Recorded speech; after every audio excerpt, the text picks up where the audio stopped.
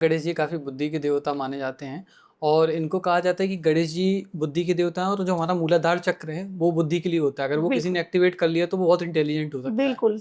तो कोई गणेश जी की पूजा करके कैसे अपने मूलाधार चक्र को एक्टिवेट कर सकता है? अब मूलाधार से गणपति जी जुड़े हुए हैं। आपने कहीं किसी ऐसे मंदिर में गए हैं जहाँ आपने लाल रंग के गणपति देखे हों? जी रत्नागिरी के पास गणपति फूले हैं, वहाँ पे हैं लाल रंग के, वहाँ मैं गया हूँ। पुरानी जितनी भी प्रतिमाएँ होंगी ना, पुराने जितने भी कहते हैं ना वर्षों पुराने जो गणपति के जी, जी। मंदिर हैं, वो वहाँ सारे पर लाल रंग के। सारे लाल रंग के जी। होंगे और हमारे मूलाधार का जो रंग है वो भी लाल है और लम वहाँ का बीज मंत्र है, मूलाधार का। हुँ। तो इसको हम एक्टिवेट कर सकते हैं।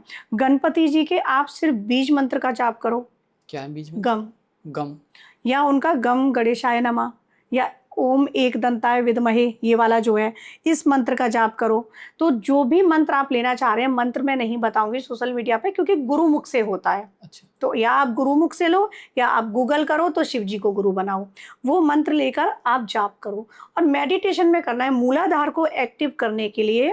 अब यहाँ पर एक चीज़ और बताती हूँ, गणपति जी जो सीधी सूँड़ वाले होते हैं, उनकी अगर आपने पूजा कर ली, आपकी कुंडलिनी शक्ति जागरण जिसको कहते हैं वो हो जाती है। लेकिन मूलाधार से ही जाएगी ना। कोई मंदिर है जहाँ पर सीधी सूँड़ हो? हमेशा एक तरफ ही सूँड़ देखी है हाँ, गणेश जी की। ये रेयर ही होते हैं, रेयर होते हैं ये मंदिर।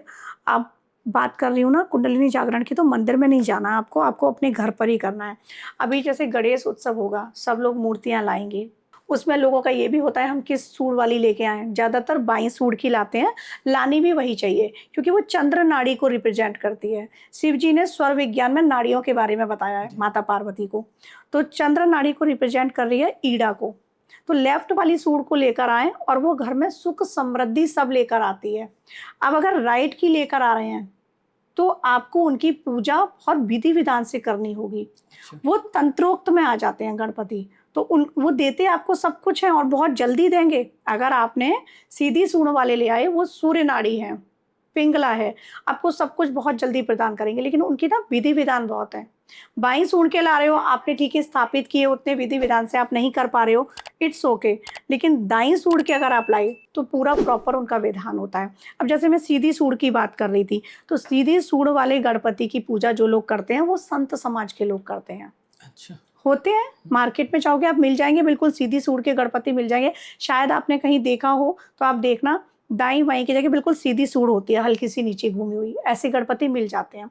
तो वो जो होता है ना, उन गणपति की आप पूजा करो, बीज मंत्र का जाप करो और अपनी आध्यात्मिक चेतना को जागृत करते हुए अब उसको मैं बताऊँगी यहाँ पर कि मूलाधार को एक्टिवेट करने की जो आपने बात कही।